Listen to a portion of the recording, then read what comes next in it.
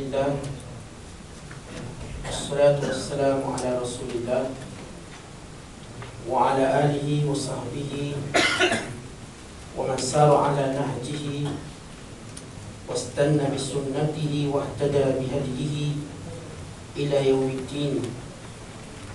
Amma ba'du. Tajuk yang ke-36, Gopoh Gapah, daripada Sahal bin Sa'ad radhiyallahu ta'ala anhu berkata, Rasulullah sallallahu alaihi wasallam bersabda, al-ajalatu minasyaitan. Maksudnya, gopoh gapah itu merupakan sifat syaitan. Hadis ini diriwayatkan oleh Tirmizi pada nombor hadisnya 2012 dan dikatakan hasan, hadis yang baik. Manaqib kepribadian sahabat perawi hadis Sahal bin Sa'ad radhiyallahu ta'ala anhu. Sahal bin Sa'id bin Malik bin Khalid bin Tha'labah bin Haythami bin Amru bin Al-Khazraj bin Sa'idah Al-Ansari As-Sa'idi, daripada kalangan sahabat yang masyhur. Dikatakan namanya hazan, yakni sedih. Kemudian Nabi SAW menukarkannya, sebagaimana riwayat Ibn Hibban.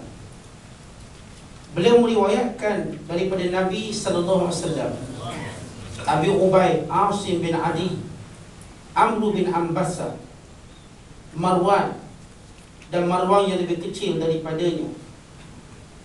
Adapun yang meriwayatkan daripadanya pula adalah anaknya Al-Abbas, Abu Hazmi, Az-Zuhri dan lain-lain.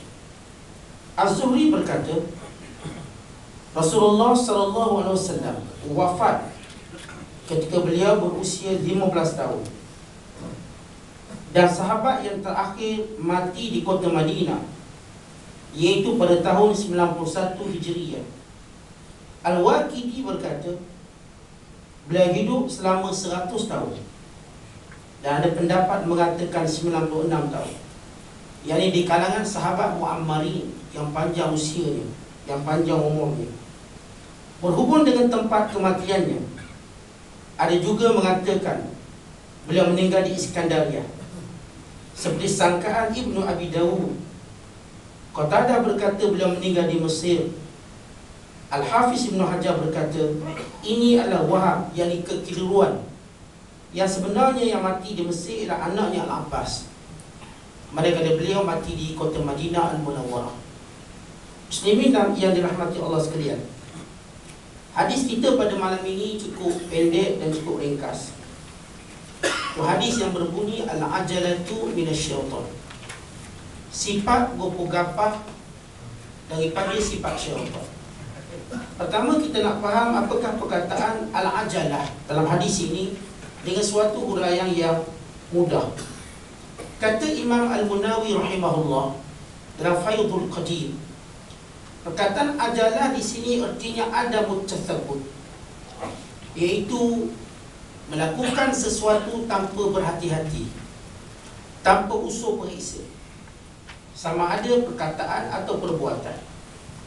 Bila kita sebut minasyaitan, daripada perbuatan syaitan, kerana sifat syaitan yang tidak pernah mementingkan yang benar.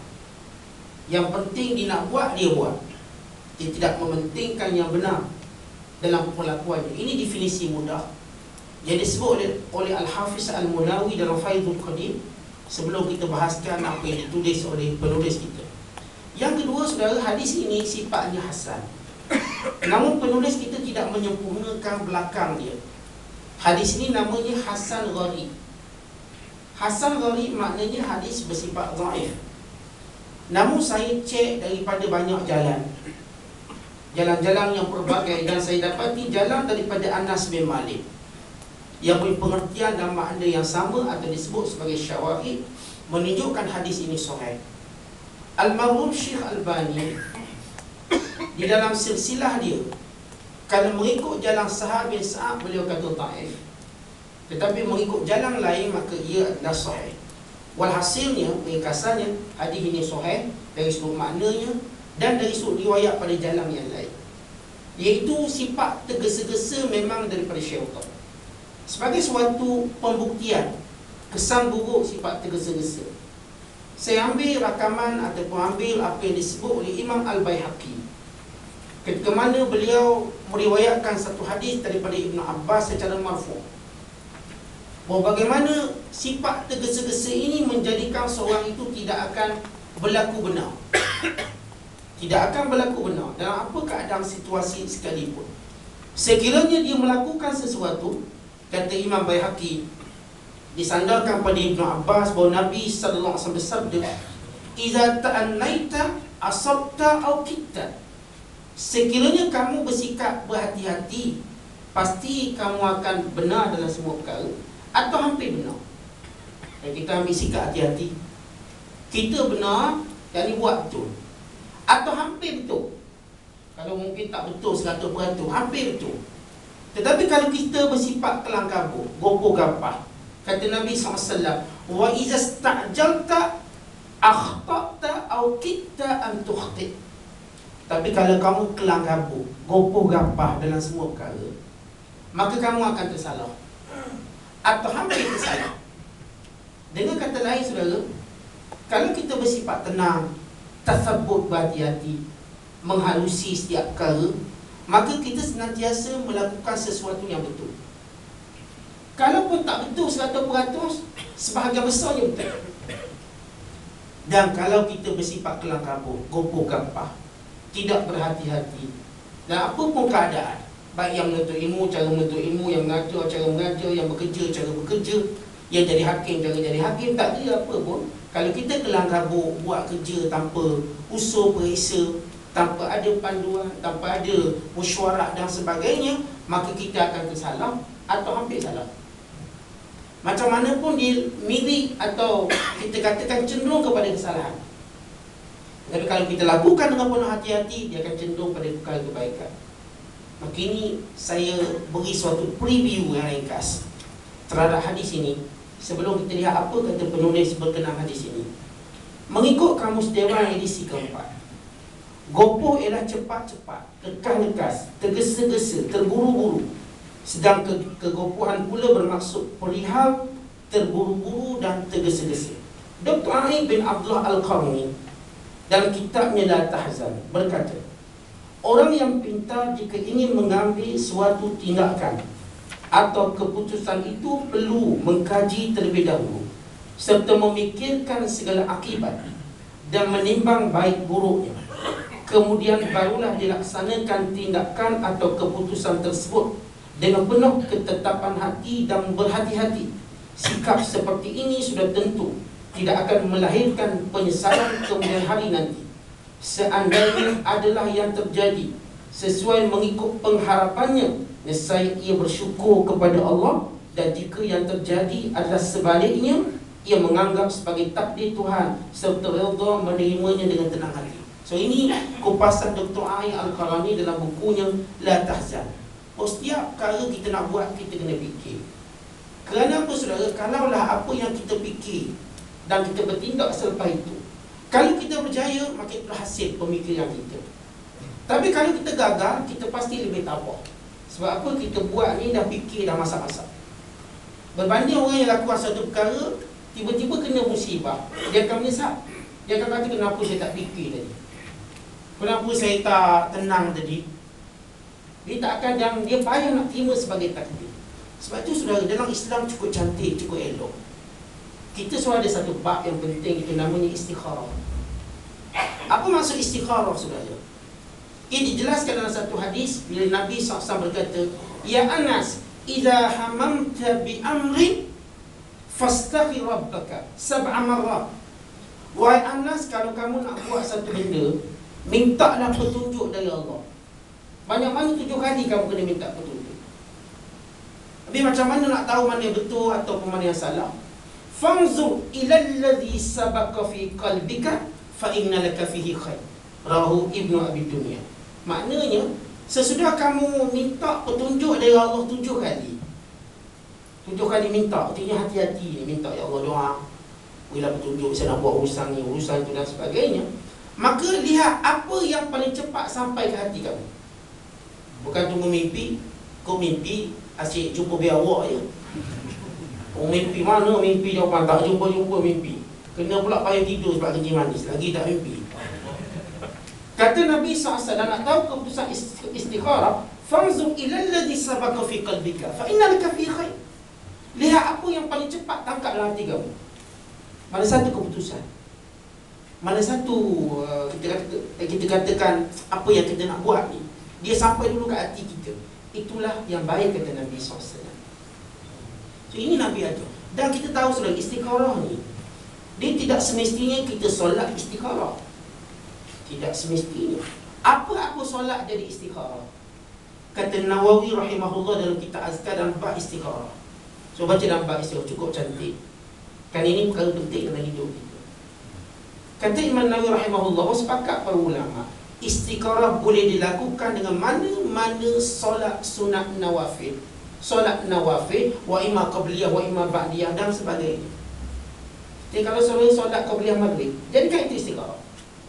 Sebenarnya memang niat qabliyah maghrib atau ba'diyah maghrib, tapi dalam masa yang sama dia berfungsi sebagai istikharah.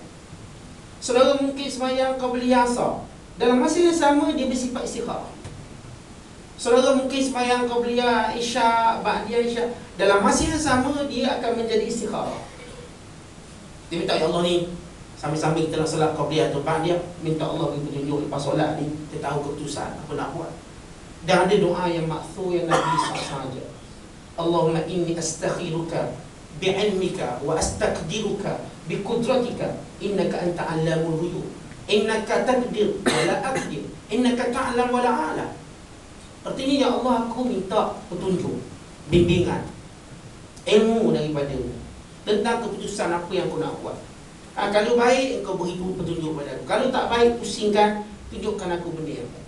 Jadi saudara, Nabi SAW kata pada Anas, apa pun urusan kita kena minta tunjuk dari Allah. Ini namanya kita tak tergesa-gesa. Baik kita nak kahwin, nampak zahir okey dah, tapi kita memang ada sesuatu yang kita tak tahu. Ikut tergesa-gesa, tak dam jumpa Tok Rodi kahwin dulu, berat, kesan dia besar. Tenang dulu, istikharah, minta petunjuk, dan lepas tu buat. InsyaAllah kita tak menyesal lepas tu. Kita nak berniaga apa-apa pun istikharah. Kita nak pilih partner kita, kita nak ambil cari shareholder kita, istikharah. So kita nak tanya siapa? Dalam situasi kita tak boleh percaya manusia hari ini, maka kita sebagai orang beriman, Tuhan dah beri petunjuk yang lama dah, jalan yang lama dah. Maka kalau sesudah istikharah, Tuhan tunjuk inilah jalan dia, maka ambil. Saudara tak akan menyesal. Sebab itu kata, disebut dalam satu hadis, mana dima mastakhar, tak akan menyesal orang istikharah, tak akan menyesal, dia akan terima. Bahkan kadang-kala Nabi SAW dalam bersikap tenang, bersikap tersebut dalam semua urusan, kalau Nabi tak sempat nak istikharah, Nabi doa satu doa yang mudah, Allahumma khir, Allahumma khirli, ya Allah, berilah pilihan pada aku, khirli, daripada khara yakhiru khir, Allahumma khirli wakhtarli, ya Allah, berilah pilihan padaku, berilah petunjuk padaku. Doa paling ringkas kalau saudara tak sempat nak solat istikharah. Ini yang tadi kita dah beri faham, solat istikharah tak semestinya solat 2 rakaat usolli sunnat istikharah, tidak semestinya. Boleh semua sunat, dan ini sepakat para ulama sebagai dinas oleh Nawawi dan Azkar. Dan surah-surah istikharah ni saudara, tak perlu kita baca surah panjang-panjang, tak ada. Surahnya mudah. Surah Kafirun, surah Al-Ikhlas. Ini yang Nabi ajar lah, yang boleh ajar panjang. Macam orang ajar salat ajar lah panjang. Kena baca ayat kursi 400 kali, La ilaha illa anta 10 kali, kapal lebang kepala. Nabi tak ajar macam tu, tu orang ajar. Bila kita pergi pada Nabi SAW ajar mudah. Kerana keputusan kita nak buat ni saudara, takkan nak makan masa minggu kita nak buat keputusan. Jadi Nabi ajar cara mudah. Sebab itu apa yang dibawa oleh Nabi SAW, ini yang kita nak pegang. Saya tak kata orang yang cakap itu haram tak, saya tak cakap macam tu. Cuma saya nak sebut apa yang Nabi bawa ni mudah. Tapi bila dah orang dah uli cara dia, dah jadi susah pula. Macam selalu saya ingatkan, cara sembelih lembu ni mudah je. Tapi bila dah diotak oleh tukang sembelih, jadi susah pula. Baca ayat tu lah ayat ni. Padahal senang je. Cara dia bungkus jenazah tu senang je. Tapi tukang bungkus jenazah ni, kapan dia dah otak lebih dah. Dia nampak ni baca ayat ni tetua macam ni macam ni. Jadi susah pula. Kan lain tu. Nabi ada mudah. Siapa pun boleh buat. Boleh ke orang lain, dia boleh jadikan benda tu eksklusif untuk dia. Akhirnya kita tak boleh buat. Walau semua orang boleh buat. Dan saya kata-kata contoh sembelih korban, semua orang boleh buat. Semua orang patut fikir, bukan sekadar nak korban, saya nak sembelih sendiri korban saya. Biar macam tu.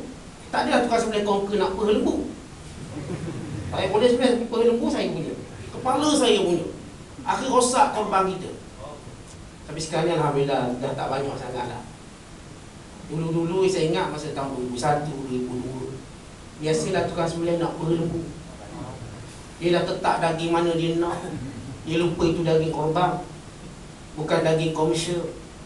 Dia lupa dia telah membatalkan pahala korban orang yang berkorban. Kenapa daging tidak boleh dijadikan sebagai upah? Nak upah duit, bukan upah daging korban. Daging korban ini semua untuk Allah SWT. Cuma saya nak sebut dia, adunan manusia jadi susah. Nabi duk beri kat kita beristiqarah baik, hajat baik, dan apa-apa ibadat kita buat mudah dan senang. Tapi bila dia ada oleh orang tertentu yang tidak bertanggungjawab, maka kita mula nampak agama ni rupanya susah, kena baca ayat banyak. Rupanya ia mudah, ia senang. Sebab itu zaman sahabat Nabi SAW tak perlu mengaji sampai 40-50 tahun. Sebab Nabi beritahu yang mudah-mudah. Lalu mereka pegang, mereka beramal. Kita ni nak mereka beramal, nak belajar tu dah payah. Belum lagi nak beramal, rasa macam sukar, payah.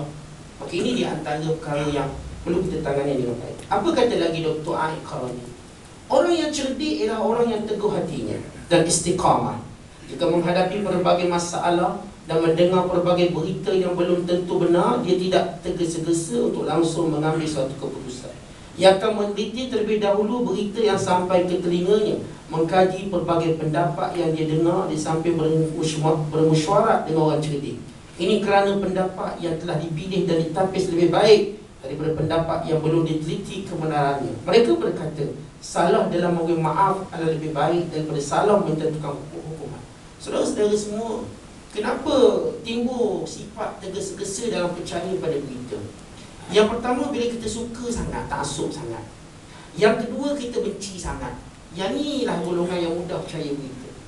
Kalau kita jenis taksub pada kumpulan, pada golongan, tanpa adil dulu, maka apa je orang cakap kita pun anggur. Kalau kita benci pun sama lah. So jiwa taksub ni bahaya. Orang emas orang taksub menyokong atau taksub menentang. Jiwa ni lah yang mudah bila dengar je percaya. Dengar je percaya. So kita baik dengan musuh atau dengan kawan, sifat mencari kebenaran itu merupakan wajib bagi orang Islam. Walaupun kita kawan baik macam mana dengan dia, saudara-saudara, bila ada berita-berita positif, kita tak mudah percaya, kita tanya dulu dia. Kita tak mudah nak sebab. Kalau benda-benda buruk sebentar lagi, kita tak mudah sebab. Sebab itu saudara, bila kita dapat satu berita, katakan saudara dapat SMS dan sebagainya, yang saya selalu ingatkan, jika SMS seborkan, jangan peduli sangat. Tengok SMS dia, apa dia nak cakap. So kita akan menjatuhkan kredibiliti kita, menjatuhkan kita punya maruah, menjatuhkan kita punya ilmu kita, bila kita terlalu tergesa-gesa. Dan saya dah sebut tadi, punca tergesa-gesa sebab taksub sangat, sebab benci sangat. Tapi kalau kita ada jiwa yang tenang, sebab itu disebut at-ta'anni minar rahman, tenang, sifat tenang. Dengan orang yang kita sayang pun kita bersifat tenang, dengan musuh pun kita bersifat tenang. Akhirnya kita berhukum dengan adil semua mereka. Kerana itu dikatakan bahawa salah menghukum, salah membebaskan jauh lebih baik daripada salah menghukum. Artinya lebih baik kita fikir dulu sebelum kita nak jatuh hukuman. Biar lebih baik kita banyak fikir positif berbanding negatif. Kan dia melibatkan maruah orang lain, dia melibatkan kita katakan jati diri orang lain dan sebagainya.